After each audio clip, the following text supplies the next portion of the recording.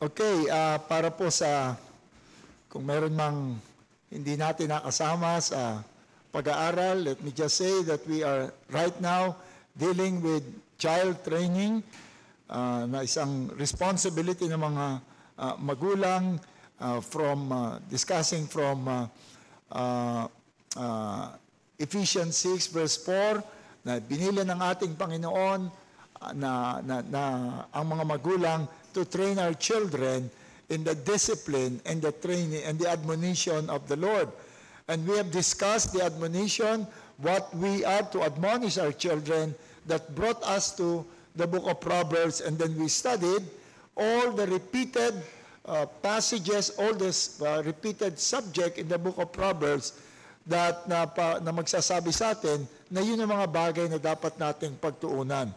And then when we have, I believe, exhausted the book of Proverbs, ay mayroong ilang mga miscellaneous subject of admonishing our children.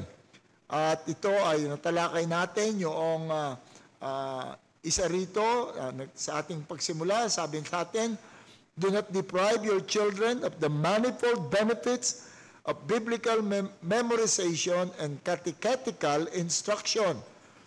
And then we studied also yung command of the Lord not to fail to impart upon our children a biblical view of the stewardship of their bodily health. And under this, we touch on yung several areas na may kinalaman sa kalusugan, and that is yung ating diet, yung ating rest, what's the other one? Diet, sleep, I forgot the other one.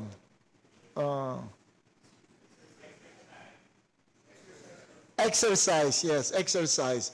And now we come to another of this miscellaneous subject with regards to training our children, and that is do not fail to enforce good manner and appropriate social decorum.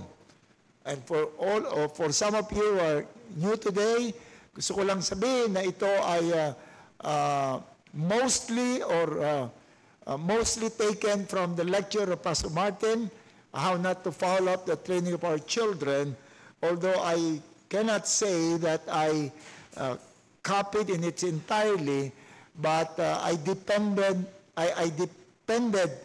heavily on his lecture, that many times I would lift his own words and use it as mine. But I cannot say na ito ay entirely because it would be unjust para kay Pastor Martin na ilagay ko yung sariling word ko doon sa kanya. So we come now to this passage, to this subject, do not fail to enforce good manner and appropriate social decorum. So let us first define the terms used in this topic. What do we mean by good manner and proper social decorum? Kung gagamitin lamang natin ang dictionary, you will find that proper decorum means polite and proper way of external, particularly in the presence of others. Polite and proper way of external behavior, particularly in the presence of others. This is opposed to rude, discourteous, boorish, and inconsiderate pattern of social conduct. Sa ating panahon, mas relevant ito. Dapat nating isaalang-alang, dapat nating matutunan sa ating panahon. Because I believe that relevant ito sa ating time when, sa ating panahon, sa ating generation, when social rightness are being abandoned. You know, we live in a society or in a generation full of selfish and self-centeredness. This is a selfish and self-centered generation. Mas laganap sa atin ang only concern ay yung sariling pleasure and unmindful of how others may feel or may regard sa anumang bagay sa atin. Ang isang, lagi kong binabanggit sa inyo, isang katibayan ito, ngayon wala nang fashion, wala nang unified fashion in dress and in hairstyle. Lagi kong binabanggit na nung panahon namin, pag sinabing itong uso, talagang susunod lahat. Pag maluwag ang pantalon, maluwag lahat ang pantalon. Pag masikip, masikip lahat. Ang buhok, ganun din. Pero ngayon wala na. Kanya-kanya na. Kung anong type mo, kung anong era ang gusto mong ipakita, yun ang ginagawa. Sabihin, wala na akong pakialam kung ano ang maramdaman nyo na meron akong tinitignan na isang site na mga strange na scenario doon sa mga groceries sa US. At doon mo makikita yung mga maskuladong balbasarado na naka-high heels, merong mga nagsishopping, nakatrahe de boda, wala na silang pakialam. Ito yung ating panahon. There is so much erosion of generally accepted social manner. Kayo mga babae, ilan pa ba naranasan niyo pa bang pagbuksan kayo ng pintuan ng mga kalalakihan? Pagka nandyan kayo, tinitignan ko, may nakatayong lalaki at may papasok na babae. Naranasan niyo pa bang pagbuksan kayo ng pintuan ng inyong pupuntahan? O yung mga manners natin na kapag merong ipapakilala yung mga lalaki, it's impolite to greet someone sitting down. You have to stand up. Lalo na pag babae yung ipapakilala, dapat tatayo ka at hindi ka mag-greet ng nakaupo. Do we still practice this? Pinapractice pa ba natin itong mga bagay na ito? O yung elderly people, ano ang nakikita pa ba natin yung paggalang na ating ginagawa?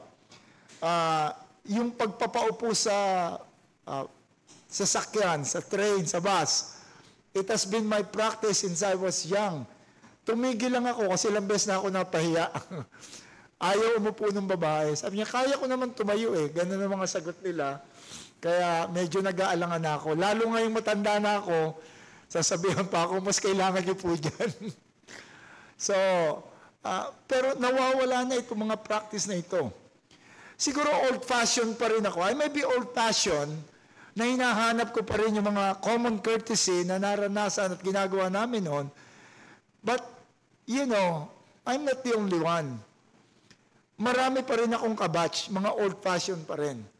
Marami pa rin akong makaedad na hinahanap pa rin yung mga common value. Halimbawa, yung po at opo na hinahanap pa rin ng marami. Yung pagmamano nga, yung mawala eh. Kasi mga anak namin na nasanay na sa kiss eh. Sa beso-beso, kikis amin. Pero pinagmamano ko pa rin sila sa mga nakatatanda sa kanila. Saka alam yung isa pang I feel uncomfortable pag may nakasombrero sa loob ng isang building. Nung araw kasi it's considered rude. It's considered impolite. Pagka nga may kasalubong kang babae o matanda, you have to remove your hat in greetings. Pero ngayon, common na lang na kumakain. Ako, sa tatay ko hindi pwede yun. Kumakain, nakasombrero. Babatukan ka nun. Nawawala na. We live in that kind of generation that we have abandoned yung mga common courtesy. But the question is it a matter of the conscience or they are things indifferent? Ito bang mga bagay nito is a matter of conscience or things indifferent? Now, pag sinabi natin things indifferent, these are things that are neither good nor bad, that you are neither wrong nor right to do or not to do these practices. Ito yung mga bagay na kahit sundin mo at hindi mo sundin, no one can accuse you of sinning. Now, yun bang mga common courtesy na kinikilala natin na inabandon na, are they Ito ba ay matter na matatawag nating indifferent? Pero pag sinabi nating matter of conscience, if we say that we sin, ito yung mga bagay na kapag hindi natin ginawa, then we can be said na tayo that we have sinned, na tayo ay nagkasala kapag hindi natin nagagawa. Now, some relegate these manners to culture. Iba-iba daw ang culture natin. Yes, there are manners that are socially acceptable to some culture, but not to others. If not even desirable to other culture, but abhorrence to some. Like for example, some Middle Eastern countries and some parts of China, burping loudly, and also mga Pilipino, marami din, pag nag-burp ka loudly after a meal, it is considered compliment do sa nagluto. It seems as a sign that you enjoy the meal and that you are fully satisfied. In other words, kapag hindi mo ginawa, parang pinintasan mo yung pagkain. In India and Saudi Arabia, passing gas o yung flatulence o pag-utot, not only after a meal is not only considered acceptable, but in some of their cultures, even polite. Kaya pagkatapos kumain, kaya iaangat yung isang side nung kailangan may marinig sila para sabihin, wow, nagustuhan yung ating pagkain. So iba-iba. So paano mo sasabing matter of conscience yan? Kung ibang ginagawa nila, approve. Sa atin, hindi approve.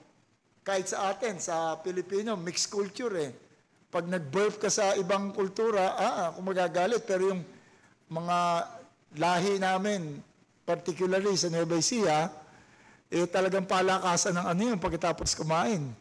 Palakasan ng burp yun. To be followed by, salamat sa Panginoon. So parang nasiyahan talaga. So kung iba-iba pala, is it then a matter of conscience?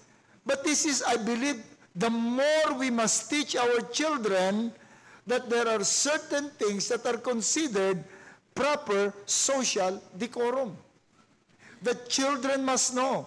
They must know what is proper and what is not in a given situation. Mas lalong dapat matuto ang ating mga anak para hindi lang sila driven by their personal urge. Now let us establish from the Word of God the necessity of being socially proper. Bakit kailangang maging socially proper ang mga anak natin at tayo rin? Unang-una, I believe that this is in conformity with the law of God. Pastor, saan ba sa law of God na sabing thou shall not burp o thou shall not... saan ba natin makikita ito? Remember Matthew 22 and 35, when Jesus was asked, what is the greatest commandment? And what is the greatest commandment? The first half of, sabi niya, Jesus Christ gave a summary of the 10 Commandments. The first half, our vertical relationship with God, is contained in one sentence: love the Lord your God with all your heart, with all your strength, and with all your soul. Love the Lord your God with everything in you. But then there is the horizontal, the second part of the 10 Commandments, and that is love your neighbor as you love your neighbor as you love yourself. And on these two hangs all the laws and commandments. In other words, the commandments can only be fulfilled and satisfied from a loving heart. We can pretend to do things, but if not from a loving heart, then it is not obedience to the commandments of God. But how do we love others? The general view is love others as you love yourself. But we are given by Paul the most concise definition of love. Description of what love is. And I'm sure you all can already guess kung ano yung passage nito. It's in 1 Corinthians, babasa ko yung inyong murmuring, yung inyong 1 Corinthians 13. In 1 Corinthians 13 gives us the qualities of this love. Love, beginning verse 4, love is patient, kind. Love does not envy or boast. It is not arrogant or rude. It does not insist on its own way. It is not irritable or resentful. Now focus on that one quality. It is not rude. Love is not rude. So, kung yung love is the way to fulfill the law of God, to love others as you love yourself, is it immoral not to love? Definitely. And therefore, kailangan nating makita sa atin, sa lahat sa atin, yung mga palatandaan o yung mga manifestation of love. And love is not rude. Yung word na rude is from two words, which is a negation. Pag meron ka nakitang sa Greek, ibig sabihin nito, without, anomia, without law. This one is plus schema, scheme, or form. Without form. Love is not without form. Meaning, it is not shameful or hurtful to others. Pinag-aaralan yung mga bagay na dapat niyang itrato sa iba. Otherwise, it is not loving. Some actions that are otherwise indifferent become immoral when performed unlovingly, when performed self-seekingly and insensitively. Yung action na dapat sana ay okay lang, as discussed by Paul in 1 Corinthians 10, pwedeng maging immoral kung ginagawa mo ito in an unloving way, in a way that is insensitive, inconsiderate, katulad ng tinalakay ni Paul doon sa Corinth. Yung pagkain ng food offered to idols may be indifferent. It may not be outright wrong. But because yung mga Corinthians, ginawa nila ito without considering yung merong mga weak conscience, without considering yung condition ng other, it became unloving and therefore it became sinful. And love is said, not such. To be rude, to be inconsiderate, to be acting in a way that would hurt others or would distract others is unloving. And therefore, if it is unloving, it is not conforming to the law of God. Non-conformity with proper social decorum, therefore, is unloving and therefore lack conformity with the law of God. It may not be yung particular na action na ginawa natin. Nag-burp ka, walang pwede magsabi na masama yun, okay, hindi ka nagpasalamat, pwedeng walang direktang makapagsasabi sa'yo na you sin against the law. But, kung titignan natin, yung issue ng conscience, yung issue ng heart, yung issue ng intention of the heart, yung unlovingness ng heart, then we say that it was committed as an immoral act. So it is in conformity with the law of God. It is obeying the law of God if we would act in love. And acting in love is not to act rudely. Hindi tayo magiging rude. But secondly, not only that it is in conformity with the law of God, but it is also following the example of Jesus Christ. It is following the example of Jesus Christ. Remember, Jesus Christ described in Luke chapter 2. Remember nung si Jesus Christ dinala ng kanyang mga magulang dun sa temple sa Jerusalem. I believe this, for the first time, dinala siya roon. Not for the first time, but dinala siya roon. But many commentators believe that it was the first time that it was told Jesus that yung kanyang mission dito sa mundo, kung sino siya. Doon sinabi ng kanyang mga magulang ni Mary at ni Joseph kung ano yung kanyang, kung sino siya at kung ano ang kanyang layunin ng pagparito sa lupa bilang isang tao.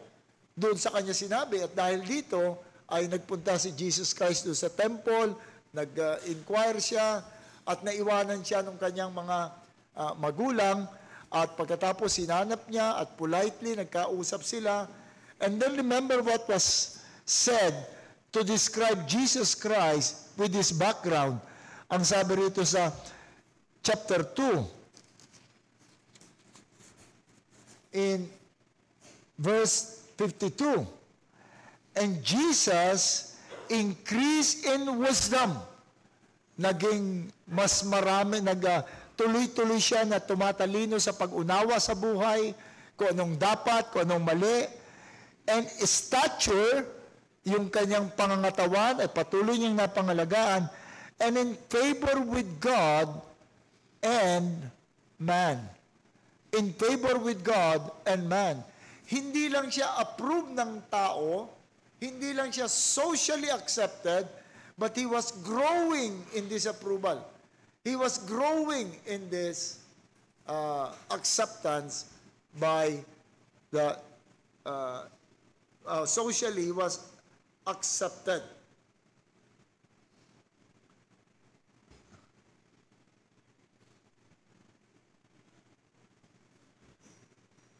And also, if you would remember, Luke chapter 7, yung isang babae na sinner, pumasok sa while Jesus Christ was having dinner with Simon, at nung sa kanilang dinner ay pinahira niya ng langis yung paa ng ating Panginoon, hinawakan niya at nagalit itong yung si Simon. Sabi niya ganyan, kung talagang propeta ito, bakit hindi niya alam kung ano itong babaeng ito na hindi siya dapat magpahawak dito. Yun ang kanyang ang reklamo ni Simon sa ating Panginoon. And then Jesus Christ confronted Simon, and this is what he said to Simon. At dito sinabi nga yung isang parable. But then he said in verse 44 of Luke 7, then turning towards the woman, he said to Simon, do you see this woman? I entered your house, you gave me no water for my feet, but she has wet my feet with her tears and wiped them with her hair. You gave me no kiss, but the time I came in, she has not ceased to kiss my feet. You did not anoint my head with oil, but she has anointed my feet with ointment. And this has the appearance of a rebuke. Nirebuke niya si Simon. Simon, listen to me. Huwag mong pintasan yung babaeng yan. Isipin mo yung iyong ginawa as compared do sa ginawa niya. And then he mentioned all these practices that are considered good and courteous in their time. Na pagka may papasok na bisita sa iyo, it was welcoming and courteous and loving na hugasan yung paa noong mga bisita. Kaya meron silang jar doon sa tabi ng pintuan, puno ito ng tubig. Ito yung ginamit nga ng Panginoon sa miracle niya ron sa Cana. Nakita niya na it was polite na gawin yon. It was polite to greet yung visitor to welcome him with a kiss. And it was polite for them to anoint with oil. Kung meron siyang sugat o meron siyang anumang kapansanan o medyo nadumihan siya, medyo nangangamoy, to anoint with oil. All these things are proper social decorum. And Jesus rebuked Simon, "You did not apply these things to me." In other words, for Jesus Christ, it was not something that can just be relegated on the side. Hindi ito something na useless, cultural practice lang yan. He gave the indication that I was hoping that you would do that to me. That was Jesus Christ. His rebuke shows that he considered those mentioned social decorum as necessary.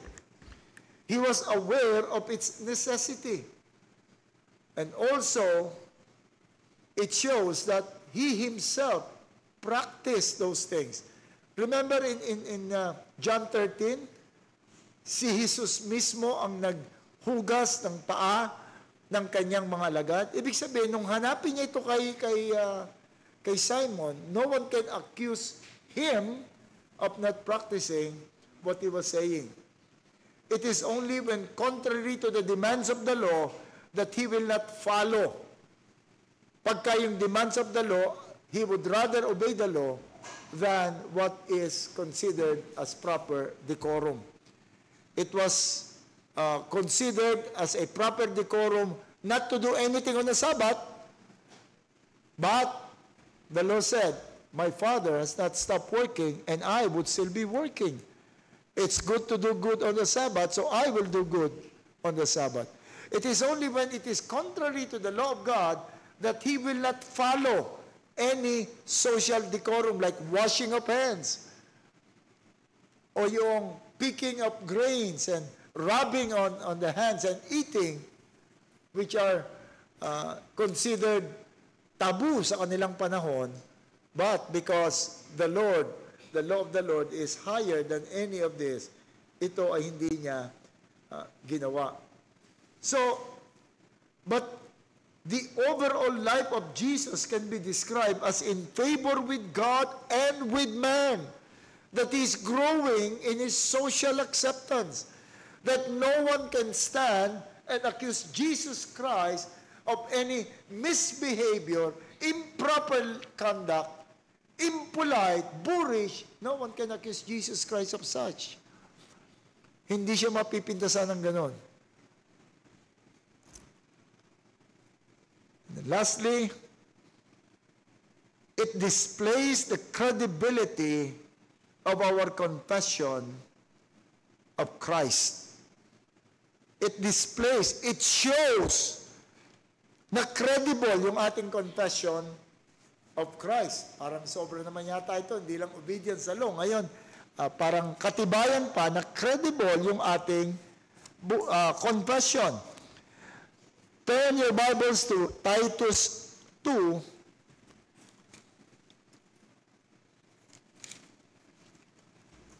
And look what Paul said to Titus. Si Titus na kanyang lieutenant na pinadadala niya sa iba't ibang mga lugar, he said, "But as for you," in verse chapter 2, "but as for you, teach what accounts with sound doctrine." In some translation, what befits or what accords sound doctrine. Literally, what makes doctrine stand out. Behave in a way that would make doctrine, that would make your confession of truth, confession of your Christianity stand out. Mapansin nila, malaman nila na totoo ang iyong Kristyanismo. But notice those mentioned, many of these are what was socially accepted norm but generally neglected. Ang sabi rito, ano ba itong mga bagay na tinatawag ni Apostle Paul na what befits sound doctrine. Pansinin natin, older men are to be sober-minded, dignified, self-controlled, sound in faith, love, and in steadfastness. Older women likewise are to be reverent in behavior, not slanderer or slave of too much wine. They are to teach what is good, and so train the young women to love their husbands, and children to be self-controlled, pure, working at home, kind, submissive to their own husband, that the word may not be reviled. That the word may not be reviled. Likewise, urge the younger men to be self-controlled, show yourself in respect to be model of good works, and in your teaching show integrity, dignity, sound speech that cannot be condemned, so that an opponent may be put to shame, having nothing evil to say about us. So nakita niyo yung tatlong emphasis, that what befits the doctrine, what befits yung the doctrine, yung confession. Ang emphasis is that that the word of God may not be reviled, and that when unbelievers would observe you, he has nothing to say about the doctrine. In other words, yung ating social behavior, what others may see is an instrument on whether the doctrine would be reviled or the doctrine would be highlighted. Yung ating social behavior. Those mentioned are what is socially accepted norm, but generally neglected. But if you are a believer,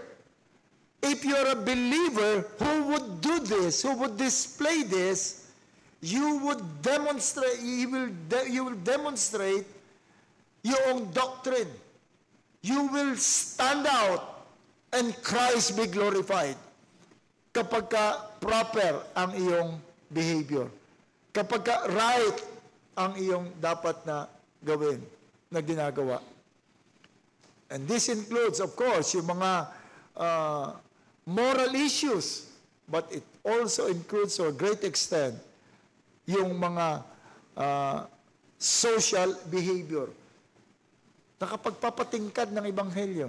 Alam niyo, minsan may gathering yung family ni Banji, bata pa yung mga anak ko noon.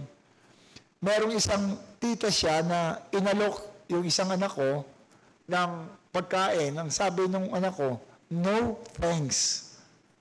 Instead of just saying, ayoko niyan, o tatalikod, he said, no thanks. Nagulat yung tita niya. Uy, no thanks daw. And then she went around telling others, yung anak ni Rene, sinabi kong ganun. Ang comment ng isa, Kristiyano kasi yung magulang niyan eh. So it would stand out. Makikita nila. Yun lang simple na ganun. In one time, yung inaalok naman ng tita niya outside, naririnig ko, naglalaro sa labas yung anak ko. Tinawag siya. Sabi niya ganyan, alika, may donut ako, bibigyan kita. Ang sabi ng anak ko, aas ko muna sila Aba at si Mama. Nagulat na naman yung, at nakita nila na merong iba mag-behave yung mga lumaki sa Christian family. And so, you would see that yung mga simple social behavior ay makapagtutulong so that yung ating confession will stand out. Imagine the opposite. Imagine the opposite. You were invited to a banquet at pag ikaw nakita ka ng mga bisita na yung plato mo halos hindi na makita yung plato dahil sa dami ng pagkain na nilagay mo. At pagkatapos talagang titignan ka ng mga tao, saan church yan? Anong ano yan? Yung maturo sa church nila, o yung mga anak na hindi nagbe-behave, yung mga nasa ibang lugar na may handaan, tapos yung anak pinaglalaruan yung pagkain, o may nakita akong bata na yung nagpapakain sa kanya, yaya yung nagpapakain, tumatakbo yung bata, takbo rin yung yaya, habol-habol niya yung pagkain. Nung minsan nga may bisita kaming pastor doon sa PNA, pag nakatayo ka sa pulpit, mayroon 2 pintuan dito sa side at isa ron sa likod. Yung preacher namin, nung nagpipreach na siya, yung anak, tumatakbo, umiikot. Kaya makikita mo yung nanay yung mahabol. Makikita mo, dadaan yung anak, tapos mamaya dadaan. Tapos abangan mo rin sa pintuang ito, dadaan hanggang doon. And the people are talking. Hindi pa tinuturo sa church nila yon? You see, they blaspheme the word of God when someone is misbehaving. And you know, yung un-Christians are not even aware of what is moral and what is not. Mas mahigpit ang judgment ng mga unbelievers. Ang judgment kagad nila, Kristiyano ba talaga yung mga yan? Just because of a misbehaving children. Or we always receive complaint about tayo ba nakaka-receive tayo lagi ng complaint about yung ating mga anak na nag-misbehave o nambubuli ng ibang bata. How do we respond? Na yung anak natin, nakikita natin ganon, iniilagan at kinatatakutan ng ibang bata. I don't think that during the time of Jesus Christ, when He was a child, no parents would ever tell their children, stay away from that boy. Do not play with that boy. Or walang magulang na kapag nakikipaglaro kay Jesus, yung kanilang mga anak ay nakasunod yung mga magulang to be sure that my children are not being harmed. So ito yung I'll be including one lesson about bullying. We always, ano yung ating mga anak? It never happened to Mary and Joseph because Jesus was well-trained. Hindi ibig sabihin si Jesus automatically, nasa kanya na lahat yung knowledge. He was well-trained by the parents. Telling him how to behave in a crowd, or how to behave with other children. So it is not under Christian liberty, but rather a serious responsibility that parents must enforce, not only suggest, not only admonish, but parents must enforce socially accepted behavior and proper social decorum. Bantayan natin. Pastor, that's too much effort. Yes, it is. Parenting is effort. Parenting you require lahat ng bagay na ito.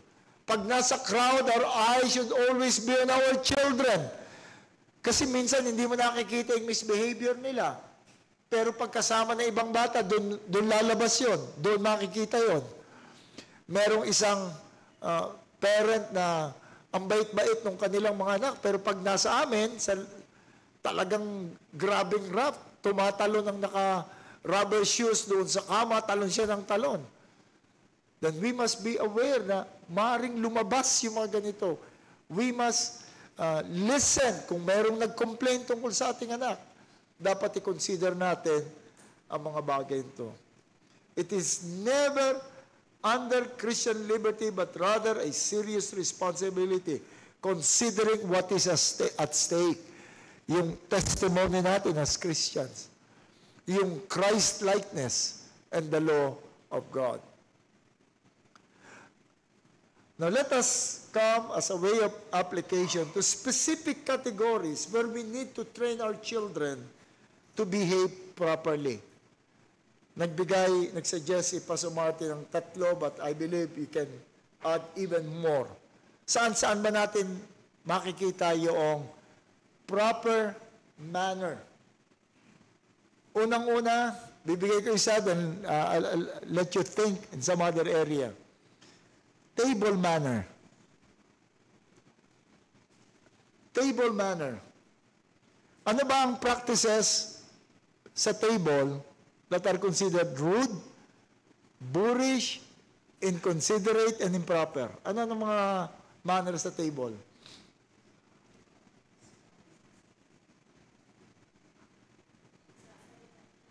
Nagsasalita ng punong-puno yung bibig.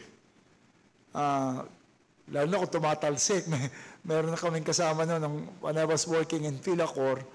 Kabilin-bilinan nila, huwag patatawanin. Ako mahilig ako magpatawa habang kumakain, huwag patatawanin. Kasi pag tumatawa, tumatalsik yung yung kanin niya, nalalagyan ng kanin lahat yung, hindi ko matiis. Nagpatawa ako, ginawa niya, tinakpan niya yung bibig ng ganyan sa ilong lumabas yung kanin. It's yung nakita ng kayong bata na gusto kunin lahat yung pagkain o yung bata na punong-puno ang bibig, talaga bukol talaga rito, sasaksak niya lahat sa bibig niya or yung simply would get anything. Gusto ko yun, bigyan mo ako nun. Meron kaming, yung another extreme naman, may kaibigan kami doon sa New Jersey na ang lahat ng pagkain nasa tabi ng tatay niya. Walang pwedeng kumuha nang hindi magsasabi ron sa tatay niya. Sir, may I have more spaghetti, please? May I have another serving of spaghetti, please? Saka lang ibibigay. Pero sa Pilipino, di ba, minsan yung high share nagiging laruan ng mga bata. Bahala ka dyan. Hindi, ibahin natin yung ibahin natin yung underdeveloped motor skill. Nahirap, hindi. Kesa doon sa talagang pinaglalaruan yung pagkain.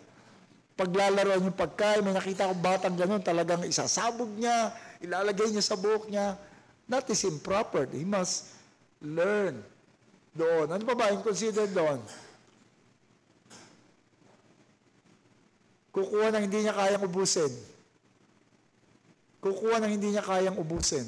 O kaya, selective doon sa kukunin. Yung mga dapat niyang kainin, hindi niya kakainin. These are proper table manners.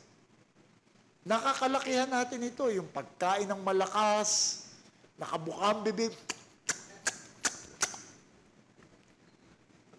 Pag lumaki ka at nasa isang disente kang kainan, naku, ba't kanyang magsikain yung mga yan, no? Tingnan mo, parang, ako, kilala niyo ako na pinupuna ko yung lahat ng mga bagay, lalo yung punong-puno rito sa, yung punong-puno yung bibig na, ang alam ko, monkey at squirrel lang ang talaga nag-iipon dito. Don't do it. It's improper. Teach our children not to. Teach them to wipe yung kanilang, pag maliit pa, hindi mo ma-expect na magiging successful. But as far as they can remember, they should always remember that my children, that we are being taught how to eat properly. Hindi ko nga napansin nung kumakain sa amin sila Happy. Nakita ko yung plato ni Leah, kinuha ko yung kutsara, ginit na ko yung mga pagkain. Sabi ni Happy sa akin, hanggang ngayon, ganyan ka pa rin. Nung araw, ganyan ka sa amin na ginigitna mo lagi. Hindi ko napansin yun. But that is properly teaching our children. Ano pang area ang pwede nating makita itong misbehavior? Sa church, ano ituturo natin sa church?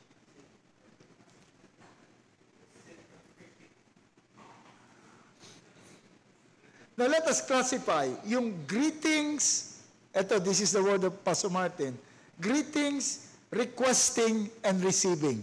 Greetings, nawala na ito sa mga bata ko na marami pa ako mga churches na napuntahan na lahat ng mga bata lalapit sa akin, magmamano sila, magigreet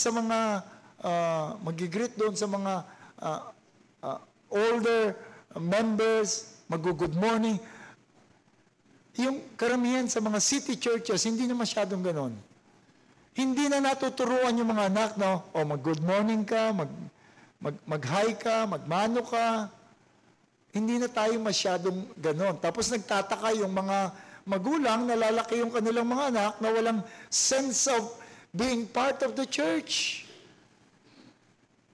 Because in a sense, they have shielded their children from the church. You do not belong to the church. Samantalang kung, ayan si pastor, ayan si deacon, ayan si ate, si kuya, si tita, you say good morning. Hindi naman kailangan mag-round sila dahil mauubos ang oras nila. Yung at least yung masalubong nila, greetings, even sa bahay.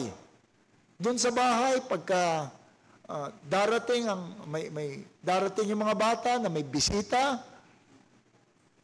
do you teach them to say, may bisita tayo? Nung araw nga, ginagawa ko sa kanila, pag dumire-diretso, palalabasin ko uli Replay. Labas uli, open the door, and then come in and greet the visitor. That's enforcing. That's discipline. If necessary, you can even use our parental authority to impose discipline upon our children if they will misbehave. But that is practice more at home. May mga magulang na pipilitin nilang, magmano ka kay pastor, talagang ayaw ng bata, pipilitin niya. Sabi ko, wag mong pilitin. Dapat train yan sa bahay. Train sa bahay. Sabi ni Patrick, pagka nandito sa church, to sit properly. And to, kaya nga yung ating, itong ating room, yung room 2, hindi yun stambayan. Yun is place to train our children to behave in the church. So hindi yun kaya nire-arrange natin yung upuan doon. So ito yung training room for children. Hindi ganun kadali na mag-train ng ating mga anak. Yung requesting. Pengin ito. Mami, gusto ko nun.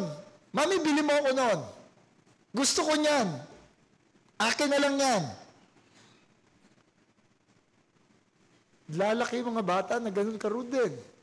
We must train them to say, may I have some more? May I have this? May I have that? We must teach them. Yung receiving, there must be the magic word. Thank you. Minsan nagtataka yung mga, nabanggit ko na sa inyo ito, yung mga anak ko nun bakit po hindi sila nagpi-please sa amin at hindi sila nagte-thank you? Ang sinasagot ko sa kanila, hindi sila naturuan ng maliit pa sila. Bakit daw yung mga adult? Kunin mo nga yun, Tapos walang thank you. Greeting, requesting, and receiving. Greeting everyone in the church, visitors at home, saying good night and good morning, good night parents, good night sister, good night brother, and good morning everyone. It's a proper way to do it. Requesting, don't just get, nor ask.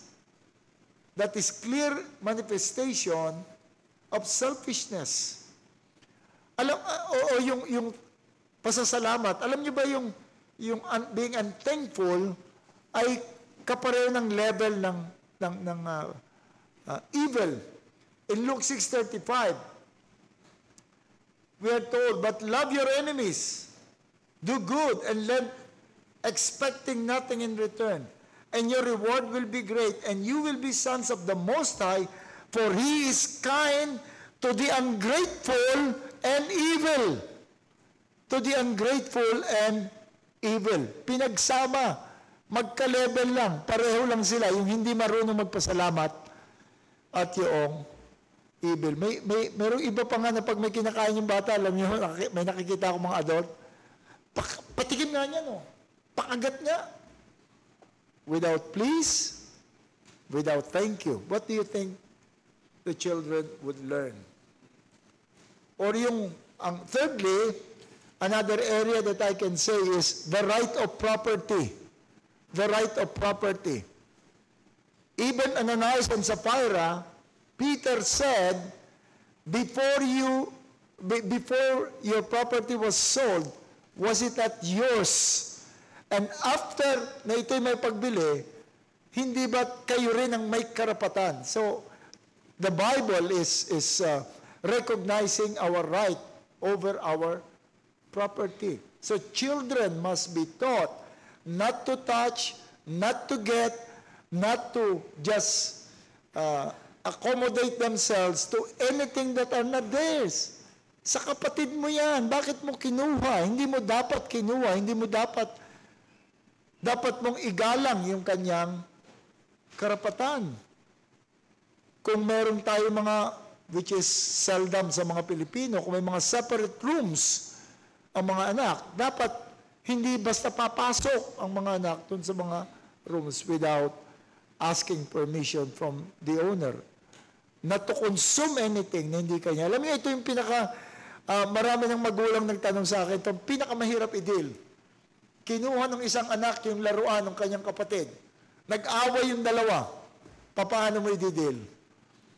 Pag sinabi mo rin sa isa, hindi mo dapat ginamit yan. Hindi mo dapat kinuha yan. Sa kanya yan. E di parang tinolerate mo naman yung kanyang kadamutan na ayaw niyang ipagamit yung kanyang gamit. Kapag sinabi mo na doon sa isa na ikaw naman, pagpasensya mo na yung kapatid mo, ibigay mo na, tinolerate mo naman yung pakikialam niya doon sa property ng kanyang kapatid. So, you need time, you need wisdom, you need to study the situation, but there must be an understanding of respect para doon sa mga property. Dapat makilala yung property ng iba.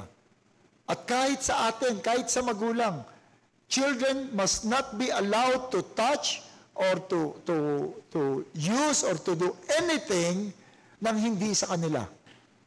Not to open mommy's bag, not to open yung wallet ng daddy niya, unless merong permission.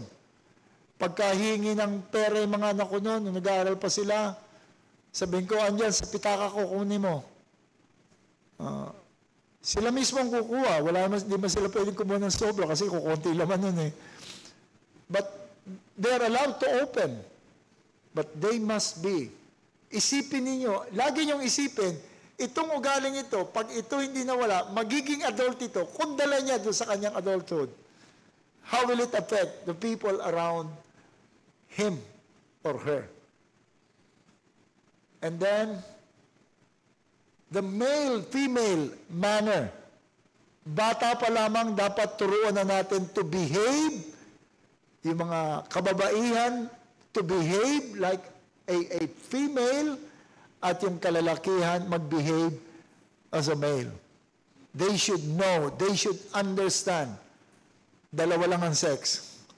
Yun ang dapat nilang maging behavior.